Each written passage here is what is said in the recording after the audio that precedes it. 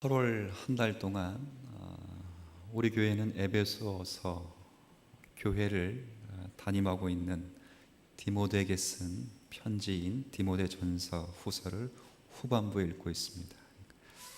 21장까지 이제 요한복음 21일까지 읽고 나머지 열흘 남겨진 날 동안에 디모데 전후서 말씀을 함께 읽고 있습니다. 디모데 전서의 말씀은 지금의 터키 지방인 에베소 교회를 담임하고 있는 젊은 목사인 디모데에게 쓴 바울의 편지입니다.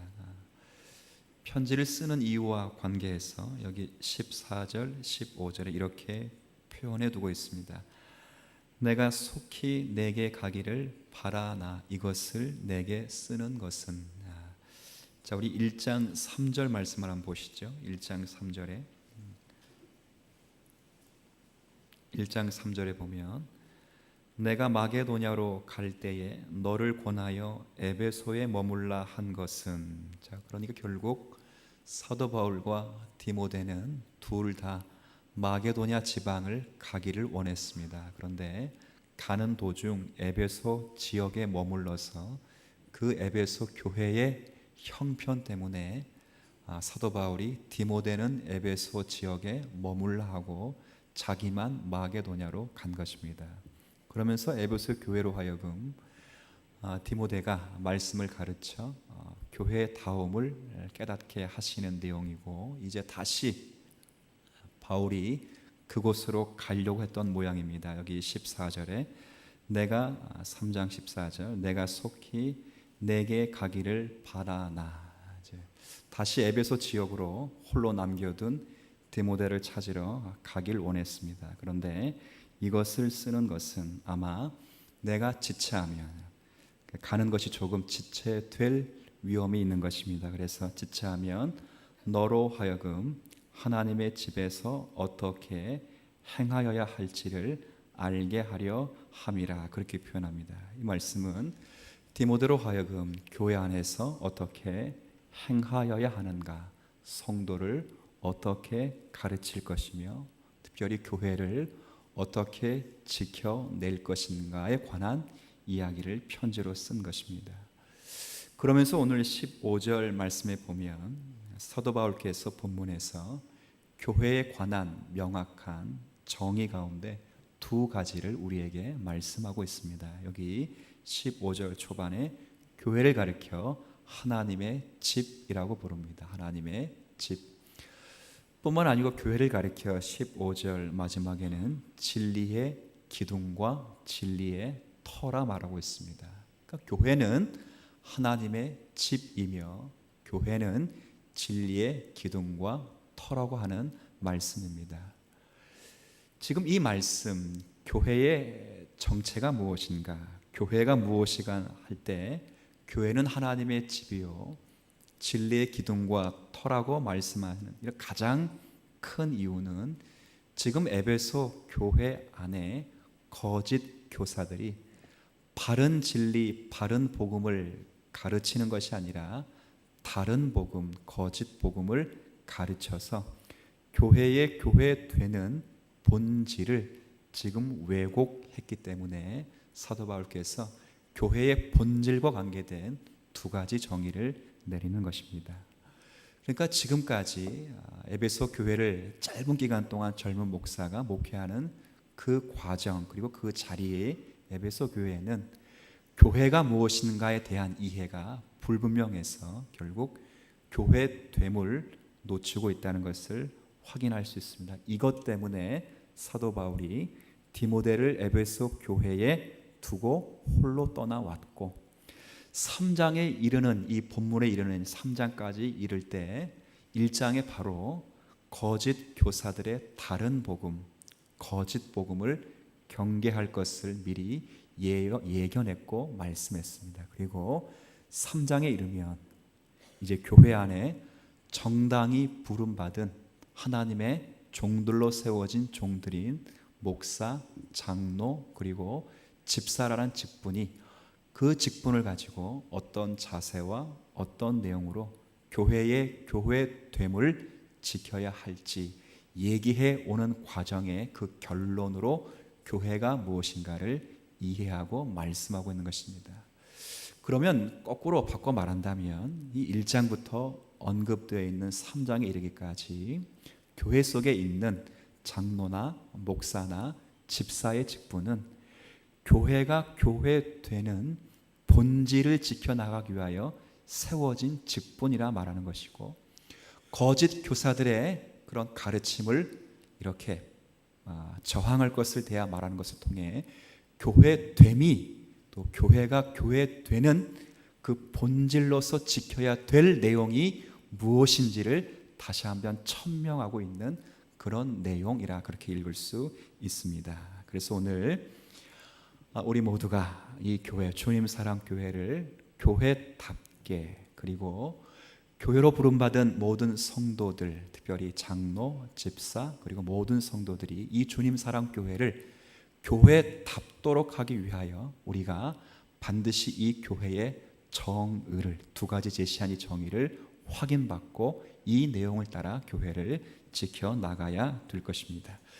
첫 번째, 사도 바울은 교회를 가르쳐 뭐라 부르냐면 여기 15절 초반에 있는 대로 하나님의 집이라고 부릅니다. 교회를 가리켜 하나님의 집이라 부를 때 이 집이라는 이 단어가 어떤 건물을 가르치는 하우스의 개념이 아닙니다. 하우스, 건축물, 집이란 개념이 아니고, 우리 성경에는 집이라고 표현되어 있지만 모든 영어 성경 번역본을 보면 가정이라고 하는 홈이라는 단어로 번역했고, 특별히 가족이라고 하는 하우스 홀드라고 번역을 했습니다. 그러니까 이 하나님의 집이라 말할 때 하나님의 건축물로서 교회를 가리키는 것이 아니라 이 건축물 안에 있는 하나님의 인격적인 구성원들인 저와 여러분을 가리키는 표현이요, 그리고 하나님의 가족과 하나님의 가정이라고 말하는 그런 표현입니다. 이게 왜 중요하냐면, 우리가 한국교회에서 우리가 교회를 가리켜 왜 지금까지 자꾸 건축물로 이해를 했냐면, 중세시대 때부터 예배당을 성전이라 치장하고 각종 거룩함을 예배당 자체에 치사했기 때문에 사람들이 지금도 예배당을 성전이요 교회라 부르는 것입니다. 뿐만 아니라 지금 신약시대, 지금 21세기를 살아가는 성도들은 가끔씩 교회당에 나와 예배를 드리기 때문에 가정으로 왔다는 생각보다는 건축물, 건물 안에 들어왔다는 그 개념이 더 크기 때문에 바로 이 교회를 가정과 가족으로 이해하지 못하고 항상 건축물 혹은 집으로서 이해를 하는 것입니다. 근데 사도 바울은 교회의 본질과 교회가 지켜나가야 될 정체성을 말하면서 모든 직분자들이 교회의 정의를 알길 원하는데, 그 교회의 첫 번째 정의를 하나님의 집, 즉 하나님의 가정이요 하나님의 가족이라고 교회를 말씀하고 있는 것입니다. 이 말씀을 통하여 사도 바울이 우리에게 원하는 것은 하나님의 집, 하나님의 가정, 하나님의 가족으로서 교회가 첫 번째로 마음을 쓸 일이 뭐냐면, 그것은 사랑을 실천하는 공동체가 되기를 기대하는 것입니다. 교회는요, 자기 이익 때문에 존재하는 곳이 아닙니다. 교회는 사랑 때문에 존재하는 것입니다. 모든 가정도 마찬가지죠. 서로 남녀가 사랑을 하게 되면 그 사랑의 결정체가 부부로 묶이게 됩니다. 그리고 부부로 묶여 있는 그 사랑의 열매가 또 자녀로 나타나게 됩니다. 그리고 모든 부부됨과 부모와 자녀됨을 결속시키는 가장 근본적인 연결고리는 사랑입니다. 사랑 때문에 희생이 있고 사랑 때문에 헌신이 있습니다. 사랑 때문에 칭찬이 있고 사랑 때문에 꾸중과 책망이 있습니다. 그러니까 결국 헌신과 봉사와 꾸중과 책망과 하는 모든 칭찬은 그 가운데 사랑이라는 연결고리 때문에 진행되고 있는 것입니다. 가족과 가정을 꾸려나가는 가장 중요한 것은 사랑입니다. 사랑. 고린도 교회에 은사의 가장 큰 문제를 우리가 잘 아실 것입니다. 고린도전서 12장을 보면 수많은 은사가 잘 표현되어 있습니다. 모두가 부러워할 만한 은사들이고 모든 성도들이 흠모할 만한 은사들입니다. 근데 그 12장 후반부터 뭘 이야기하면 각각의 은사는 여러 가지나 그 은사를 허락하신 분은 한 분이시고 그분이 바로 성령 하나님이시다, 그렇게 말합니다. 그리고 고린도서 13장에 그 은사가 바른 은사가 되게 하기 위하여 한 가지 영적인 이야기를 합니다. 여러분 잘 아시는 대로 고린도전서 13장을 무슨 장이라고 부르죠? 사랑장이라고 부릅니다. 그건 남녀가 만나 결혼식 때 말하는 그런 사랑을 말하는 것이 아닙니다. 그런 사랑이 아닙니다. 13장 1절부터 쭉 뭐라 말하냐면 너희들이, 그러니까 고린도 교회 성도들이 사람의 방언을 말할지라도, 외국어를 영어, 일어, 중국어를 자유롭게 말할지라도 뿐만 아니라 천사의 말을 거침없이 잘 말할지라도, 예언하는 능력이 있을지라도, 산을 옮길 만한 믿음이 그에게 있을지라도, 그리고 구제할 수 있는 능력이 그들 가운데 있거나, 몸을 불살라 헌신해도 몸이 항상 건강한 그런 은사가 그들 가운데 있을지라도 뭐가 없으면 아무것도 아니라 말하지요. 사랑이 없으면 내게 아무것도 아니랍니다.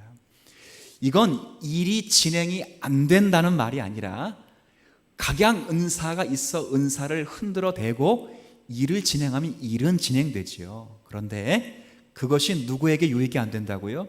우리 자신에겐 유익이 안 된다는 것입니다. 왜 그럴까요?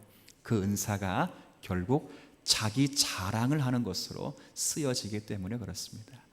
모든 은사는 사랑이라는 관점에 쓰여져야 그 은사가 예수 그리스도를 담는 역할을 하는 것이고, 그리스도의 장성한 분량이 충만한 데까지 자라도록 역할을 하는 것입니다.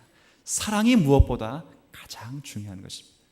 이 사랑은 신약 때 가르쳐진 진리가 아니라 구약 때로부터 말씀되어 온 진리의 내용입니다. 여러분, 구약을 대표하는 것 가운데 율법이 구약을 대표하고 있습니다. 그런데 율법의 핵심 뭐죠? 율법의 핵심도 사랑입니다. 사도 바울이 로마서를 통해 뭐라 합니다? 사랑은 율법의 뭐라 말하죠? 완성이라 말합니다. 이 말을 하신 분도 주님이십니다. 주님. 한날 예수님께서 복음 사역을 하시다가 한 율법사가 예수님을 시험하여 나와서 그렇게 묻지요. 선생님, 율법에는 여러 계명이 있습니다. 10가지 계명도 있고 그 10가지 계명을 풀어 쓴 많은 율례와 법도들이 있습니다. 그런데 그 10가지 계명과 많은 수백 가지의 율례와 법도들 가운데 가장 중요한 계명이 무엇입니까? 라고 묻자 예수님이 뭐라 말씀하십니까? 예수님께 뭐라 말씀하시냐면 너는 마음을 다하고 목숨을 다하고 뜻을 다하여 주 너희 하나님을 뭐하라고요? 사랑하라. 이것이 첫째 되고 가장 큰 계명이요. 둘째는 뭐라고 표현됐어요? 그와 같으니. 이 말은 뭐예요? 첫째와 둘째가 같다는 말이고, 하나님을 사랑하는 것은 반드시 다음 단계의 열매를 맺고 꽃을 피운다 그 말입니다. 둘째는 그와 같으니 내 이웃을 내 몸, 내 자신과 같이 뭐라고 말하죠? 사랑하라고 말합니다. 이것이 이 두 계명이 구약 가운데 온 율법과 선지자들이 가르쳐 온 가장 중요하고 가장 큰 계명이라고, 사랑이라고 우리 주님께 직접 말씀을 하신 것입니다. 율법은 그런 것입니다. 어떤 죄를 짓지 않은 소극적인 측면을 이야기하는 것이 아니라 율법의 내용은 위로는 목숨 걸고 하나님을 사랑하는 것이고, 옆으로는 자신과 같이 이웃을, 형제를 사랑하는 것이 율법의 핵심이며, 율법의 완성은 그래서 사랑이고, 거꾸로 사랑을 하지 않으면 율법을 지키지 않는 것으로 나타나는 것입니다. 이렇게 한번 물어보죠. 그러면 어떻게 내 이웃을 내 몸같이 사랑할 수 있습니까? 라고 묻는 성도가 있다면 전 그렇게 말합니다. 그것은 다른 것이 아닙니다. 여러분이 여러분을 사랑하시듯이 내 이웃과 교회 안에 있는 형제를 사랑하는 것이 내 이웃을 내 몸같이 사랑하는 것입니다. 먼저 축복합니다. 이런 은혜가 여러분 가운데 성품으로 자리 잡게 되기를 진심으로 축복합니다. 중요한 것입니다. 자기가 당면에 있는 아픔과 슬픔과 고통은 반드시 해결하기 위하여 열심을 내십니다. 기도하기도 하시고 애써 보기도 하시고 고민하기도 하시고 절대 그 일을 내일로 미루는 사람은 없습니다. 반드시 그 순간에 벗어나기 위하여 늘 고민하죠. 근데 그 일이 자기가 아니라 남에게 그 일이 고통과 고난이 있으면 항상 어떻게 이렇게 뒷걸음질하면 그런 일이 있을 수 있지, 인내해야지 라는 것으로 항상 그렇게 치부합니다. 그렇게 하지 말라는 것입니다. 바로 그가 당한 그 아픔과 형편이 내가 만나는 아픔이요 고통이요 형편인 줄 알아. 그렇게 내 자신의 짐처럼 상대방의 아픔을 갖고 간직하라는 것이 성경이 오늘 우리에게 교회를 하나님의 가정이요 집이라는 말하는 것으로 소개를 하는 것입니다. 이것이 성경에서 우리에게 요청하고 있는 가장 중요한 진리 가운데 하나죠. 이건 결국은 우리가 남을 이해할 때 어떻게 이해를 하냐면 내가 나를 이해하듯이 남을 이해할 것이고 내가 나를 사랑하듯이 남을 사랑해야 할 것이며 내가 나를 위해서 헌신하고 나를 위해서 모든 것을 포기하듯이 이웃과 상대방을 위해서 모든 것을 포기하고 버려야 될 것을 그렇게 말씀하고 있는 것입니다. 왜 그러지요? 그것이 바로 하나님이 저와 여러분을 사랑하신 사랑이기 때문에 그렇습니다. 하나님께 자기 백성을 사랑하실 때 독생 성자 예수 그리스도를 이 땅에 보내셨죠. 그리고 그를 죽이셔서 저와 여러분을 사랑하신 것입니다. 사도 요한이 뭐라 말합니까? 사랑은 여기 있나니 우리가 하나님을 사랑한 것이 아니요 하나님이 우리를 사랑해서 죄를 속량하시기 위하여 화목 제물로 자기 아들을 보내셨습니다. 그렇게 되어 있습니다. 그러니까 하나님께서 자기를 희생하여 자기 백성들을 죄에서 건져내듯이 우리가 사랑이라고 하는 이웃 사랑이 바로 그와 같이 자신을 던지고 희생하여 사랑할 것을 요청하는 것입니다. 이것이 교회 가운데 가족과 가정으로 모여 우리가 반드시 교회라는 공동체 안에서 열매를 맺어야 될 사랑의 관점이라고 하는 것입니다. 그러니까 사도 요한이 또 이렇게 말하지 않습니까? 우리가 이 사랑을 받았기 때문에 우리가 서로 사랑하자. 우리가 사랑하면 하나님의 사랑이 우리 안에서 온전히 성취되는 것이다. 이 말은 뭡니까? 하나님의 사랑은 이웃 사랑으로 실천되는 것이고 하나님의 사랑은 이웃 사랑으로 성취되는 것입니다. 하나님을 열심히 사랑하고 하나님을 사랑한다고 하나 이웃을 사랑하지 않으면 그것은 하나님을 사랑하지 않는다고 하는 경고의 말씀이 되는 것입니다. 제가 한두 번 예를 든 예화 가운데 그런 예화가 있습니다. 어떤 초등학교 학생 한 클래스 안에 어떤 아이가 지갑을 분실했습니다. 선생님이 모든 학생들을 다 책상 위에 올라가도록 해서 무릎을 꿇고 눈을 감기고 벌을 주었습니다. 그리고 그 벌받는 모든 학생들로 하여금 너희 가운데 이 친구의 소지품을 가져간 사람은 손을 들라고 했습니다. 손을 들 때까지 아이들을 벌 준 것입니다. 근데 그 가운데 한 아이가 긴장을 해서 자기도 모르는 사이에 바지에 오줌을 싼 것입니다. 근데 선생님이 바로 옆에 있는 물이 가득한 물동이를 가지고 그 아이에게 던진 것입니다.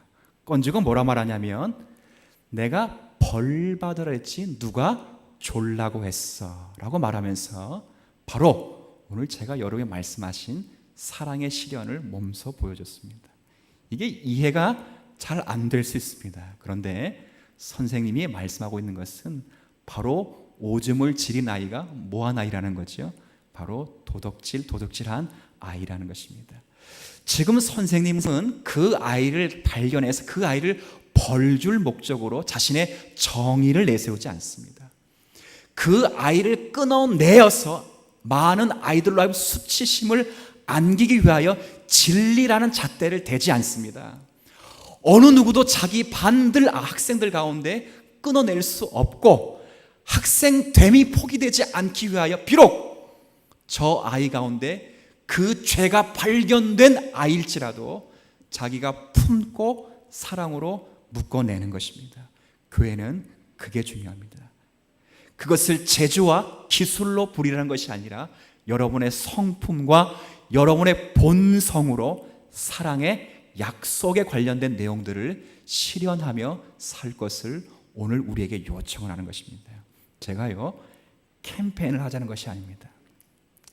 사랑이 부족하니까 사랑을 많이 하자라고 말하는 것이 아닙니다. 여러분이 이 사랑을 받았습니다. 그리고 하나님께 속해 있습니다. 예수님을 사랑한다고 말합니다. 그러면 그 사랑함이 무엇으로 우리 가운데 드러나야 되는가를 묻는 것입니다. 사랑으로 드러나는 것입니다.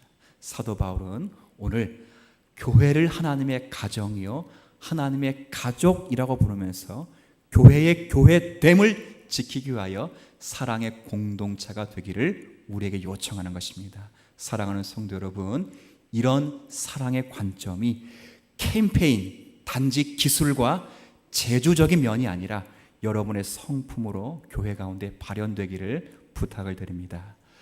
뿐만 아니라 교회를 하나님의 집이라고 말할 때는 그것은 참여를 요청하는 것입니다. 잘 보십시오.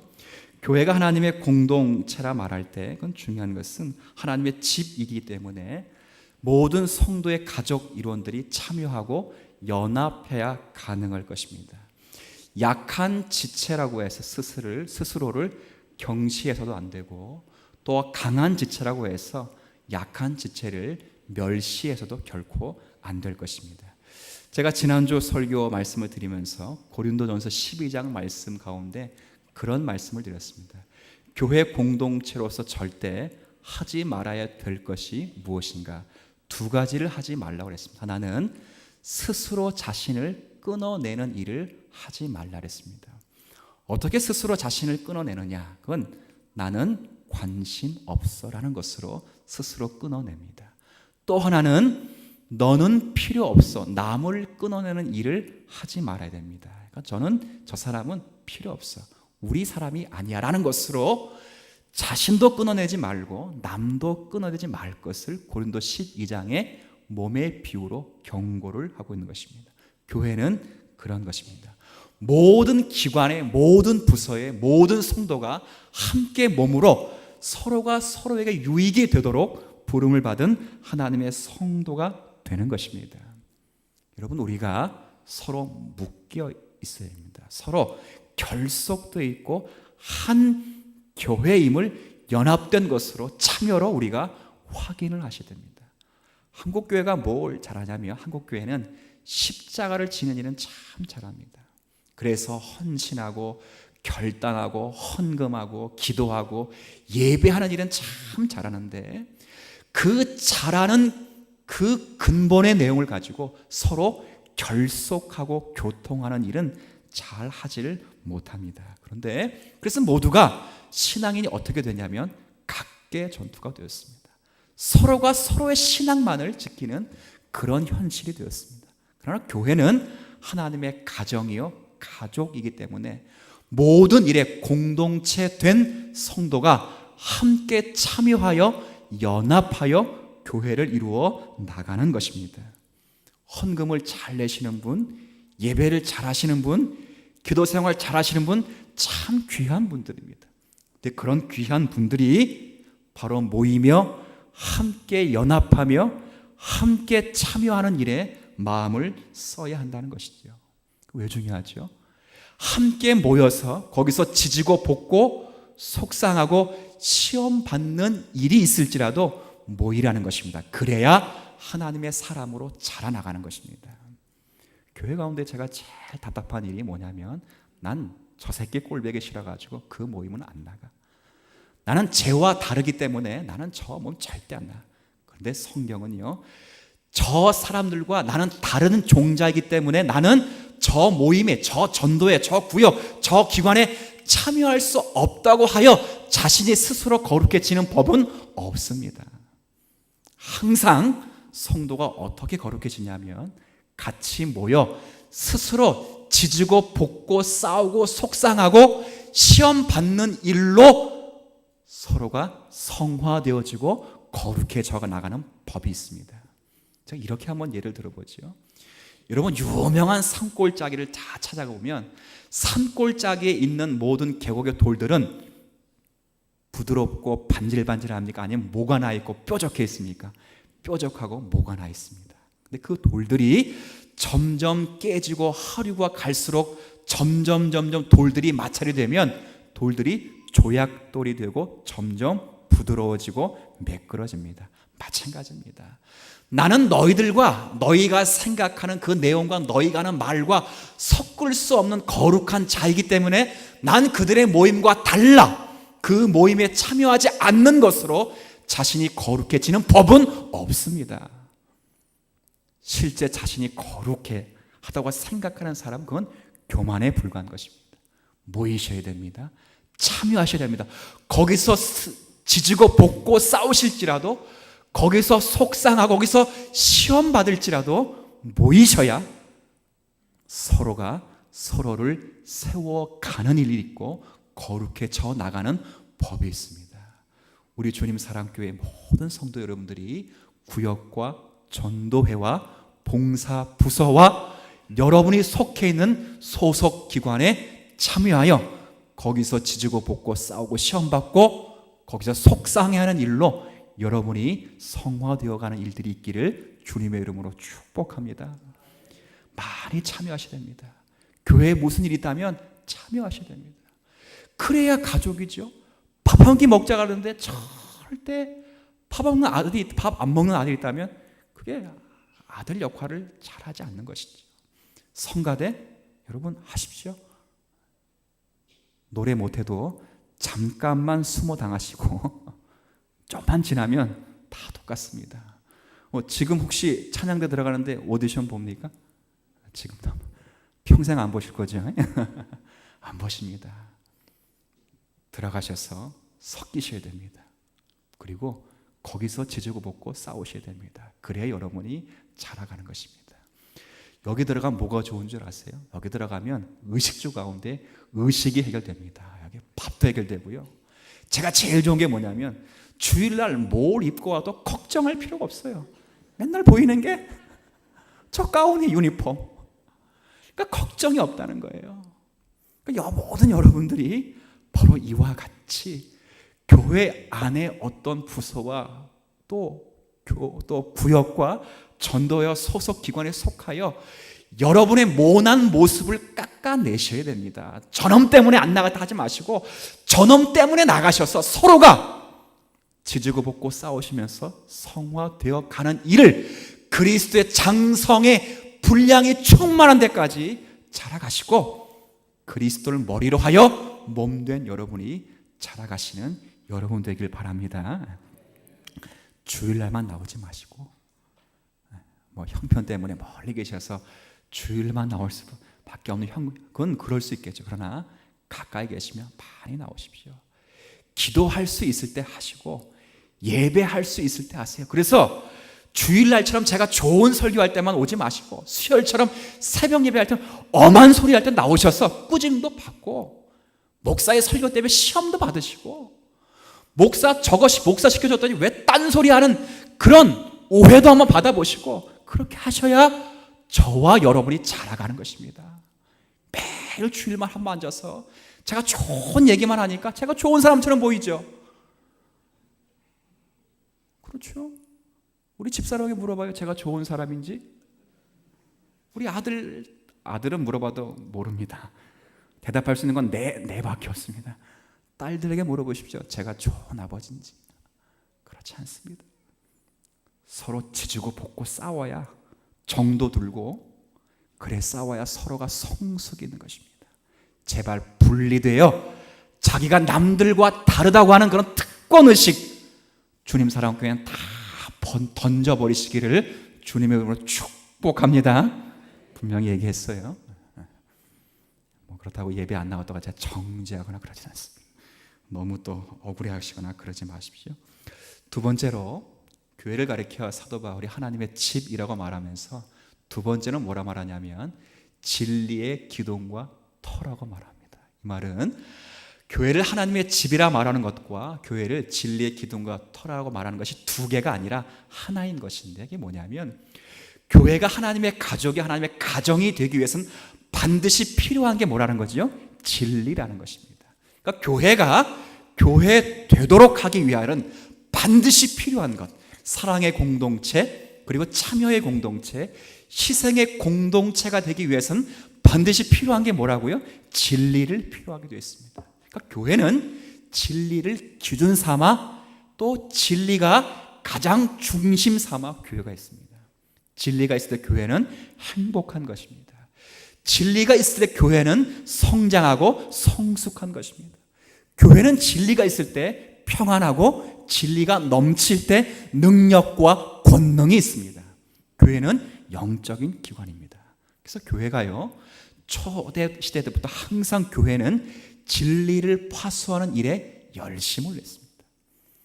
한때 교회가 이 일에 관심이 없고 교회 당을 세워 교회 당 중심으로 살아가는 사람들 자체에 관심을 두고 그랬을 때 교회 다음이 없을 때 우리 신앙의 선배들이 많이 고민했죠. 종교 개혁 시대를 살았던 우리의 신앙의 선배들이 교회가 없기 때문에 교회를 개혁한 것이 아닙니다. 그때가 지구 역사상 가장 많은 교회가 있었습니다. 지방 곳곳, 마을 곳곳마다 교회 당을 세워놓고 수많은 신도들이 그 교회 당에 모였으며 예배하고 집례하고 의전을 선포했습니다. 그러나 거기에 참된 하나님의 말씀과 교회의 교회됨을 확립하는 진리가 없을 때 종교개혁자들은 어려운 말을 한 것입니다. 그것은 교회가 아니다란 말을 한 것이죠. 교회는요, 반드시 진리가 기반으로 되어 있어야 합니다. 이게 교회가 하나님의 집이요 진리와 기둥과 터라 말한 것은 다른 것이 아니라 교회가 교회되는 본질, 그리고 교회에서 반드시 지켜야 될 정체성이 과연 무엇인가를 고민해 보라는 것입니다. 그건 다른 것이 아닙니다. 생명과 은혜와 구원을 허락하신 하나님이 어떠한 분이신가를 증거하는 것이고, 그리고 그 생명과 은혜를 우리에게 믿음과 사랑으로 안겨 허락하신 예수 그리스도가 어떤 분이신가를 교회가 끊임없이 증거하며 살아야 할 것을 권면하는 것입니다. 이런 것이 아니라는 것입니다. 교회가 교회됨이 성도가 가져야 될 반응이 아닙니다. 여러분들이 예수를 믿어서 기도하는 일, 여러분이 그 은혜가 너무 감사해서 헌금하는 일, 여러분이 봉사하며 결단하는 일이 교회의 본질이 돼서는 안 되고, 그게 나쁘다는, 그건 당연히 해야 되는 좋은 반응일지라도 그 반응을 가능하게 한 여러분이 헌신하고 여러분이 헌금하고 여러분이 기도하고 예배하도록 여러분을 바꿔놓은 그 본질인 하나님이 누구신가, 그리고 예수 그리스도가 누구신가가 교회의 본질이 돼야 된다, 그 말입니다. 제가 왜 이 말씀을 드릴까요? 우리 주님 사랑교회가 위태하기 때문에 그렇습니다. 뭐가 위태하냐면 제가 얼마 전부터 듣는 소리들이 있습니다. 주님 사랑 교회를 평가할 때 어떤 식으로 평가하냐면, 우리 교회는 뭐가 있어서 좋아, 우리 교회는 뭐가 있어서 좋아. 그건 다 교회됨의 본질이 결코 아닙니다. 여러분, 만약에 우리 교회 성도가 1, 2부 합쳐서 주일 오전 예배를 270, 80명 정도 나옵니다. 300명 정도가 나옵니다. 근데 우리 성도들이 300명 된 교회의 성도이기 때문에 저기 10명 안 되는 개척교회를 다니는 성도보다 내가 질적으로 우세하다고 생각하는 성도가 있다면 그 사람은 교회의 됨을 모르는 성도들입니다. 주님 사랑교회가 작은 개척교회보다 선교사를 더 많이 파송하고 더 선교사를 많이 후원하기 때문에 좋은 교회가 되거나, 주님 사랑교회가 남이 하지 않는 구제와 헌신과 봉사와 장학금과 전도를 잘해서 교회가 교회됨이 되지 않습니다. 그런 것으로 교회의 본질을 내세웠다면 지금 거짓 교사가 들어와 에베소 교회를 혼탁하게 만든 그것과 별반 다르지 않습니다. 교회의 본질은 여러분이 선교하고 헌금하고 기도하고 교회가 구제하고 봉사하고 장학금을 내고 이 땅에 선한 일들을 하게 만든 그 내용과 본질과 원인이 누구에게 있느냐를 끊임없이 가르치며 전파하며 그분에게 우리가 삶의 주도권을 내어드리는 일이 교회의 교회됨이라는 사실을 오늘 본문이 우리에게 가르쳐주고 있는 것입니다. 여러분, 이런 은혜의 교회됨을 여러분이 지켜나가게 되기를 기대하는 것입니다. 잘 보십시오. 좋은 식당을 한번 잘 보세요. 뭐가 좋은 식당이죠? 좋은 식당을 되려면 여러 가지 구색들을 갖춰야 됩니다. 좋은 장소에 있어야 되겠죠. 그리고 서비스가 좋아야 됩니다. 주차장도 넓어야 되고 깨끗하고 환경이 좋아야 됩니다. 그리고 이왕이면 종업원들이 예뻐야 됩니다. 그렇지 않습니까?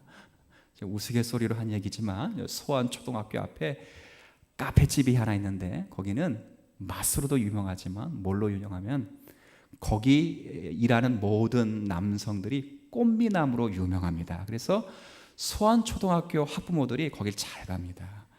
이 얘기를 누가 했냐면 우리 아내가 해줬습니다. 유명한 데죠. 물론 맛도 있습니다. 제가 뭘 이야기하신지 아시죠? 좋은 식당이 서비스가 좋고 종업원들이 잘생겼고 좋은 위치에 있고 좋은 환경에 있고 주차장이 크고 깨끗하다는 것으로 좋은 식당이 되는 법은 절대 없습니다. 좋은 식당이 되려면 뭐가 되어야 되죠? 맛이 있어야 되고 질이 높아야 됩니다. 맛과 질이 있는 다음에 종업원이 예뻐야지, 맛과 질도 없는데 종업원이 예쁘면 그건 한 번밖에 가지 않습니다. 맛과 질이 우수하고 서비스가 좋고 훌륭하고 깨끗함이 있어야지 본질적인 맛을, 본질적인 질을 놓친 다음에 아무리 서비스가 좋아도 그것은 진짜 식당됨의 본질을 놓치는 것입니다. 교회도 마찬가지입니다. 교회의 본질이 뭐라고요? 그건 진리입니다. 진리가 누구시죠? 예수 그리스도 되시고 그를 보내신 하나님이 되시며 그를 통하여 성령으로 우리에게 적용하시는 삼위일체 하나님이 되십니다. 교회가 좋으려면 선교를 많이 했다고 그 좋은 교회가 아닙니다. 제가 이런 경험을 봤습니다. 제가 실제 경험한 건데요.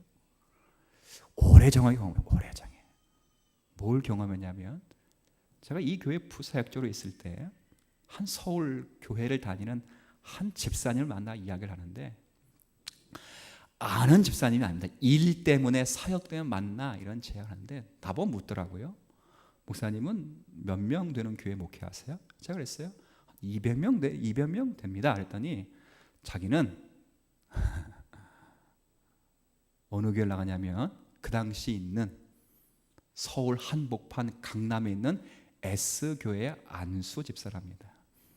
그런 나를 그때부터 자기 발 아래로 보기 시작합니다. 그건 제가 봐도 뭐 때문에 이렇게 봤는지 모르겠지만 말을 깔기 시작합니다.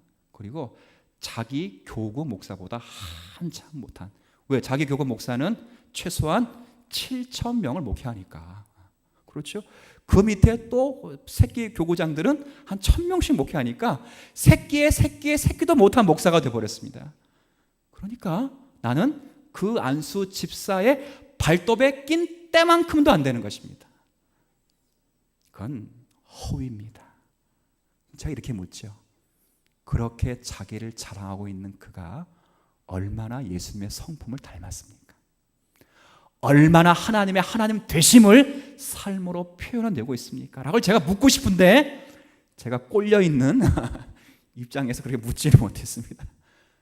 그런 것입니다. 사랑하는 성도 여러분, 우리 교회의 교회됨은 물리적이고 수적이고 외형적인 것에 있지 않고 그것을 가능하게 한 하나님의 어떠하심과 예수 그리스도의 경륜의 비밀에 있는 줄을 믿어 의심치 않는 성도가 되길 바랍니다. 여기 16절에 그렇게 표현됐어요. 예수 그리스도의 오심, 사심, 죽으심, 고난받으심, 그리고 다시 사심, 그리고 이 땅에 다시 오심으로 되어 있습니다. 그것이 교회가 파수해야 될 진리의 내용입니다.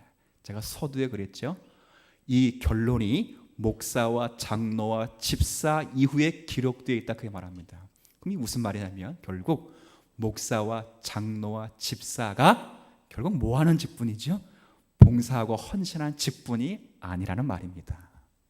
그건 부차적인 것이고 교회가 교회됨을 교회가 지켜야 될 정체성인 진리를 지키는 일에 목사가 있고 장로가 있고 집사가 있다는 것입니다. 여러분 그 일을 중심에 두시고 부지런히 말씀을 배우고 말씀대로 살아갈 수 있는 우리 모두가 되기를 기대하는 것입니다.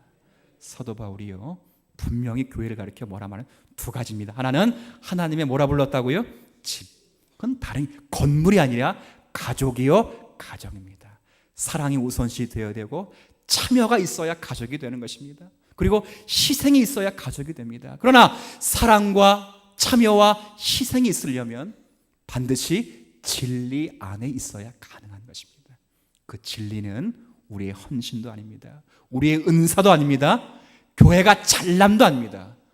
그건 우리의 기도에, 우리의 예배에, 우리가 말씀 보는 시간도 아닙니다. 아닙니다. 그걸 가능하게 한 하나님의 어떠하심입니다.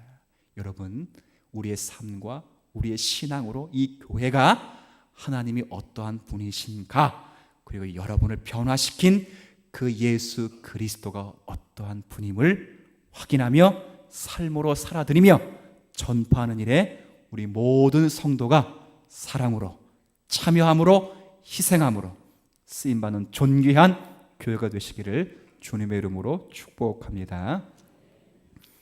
하나님 아버지, 교회는 하나님의 집입니다.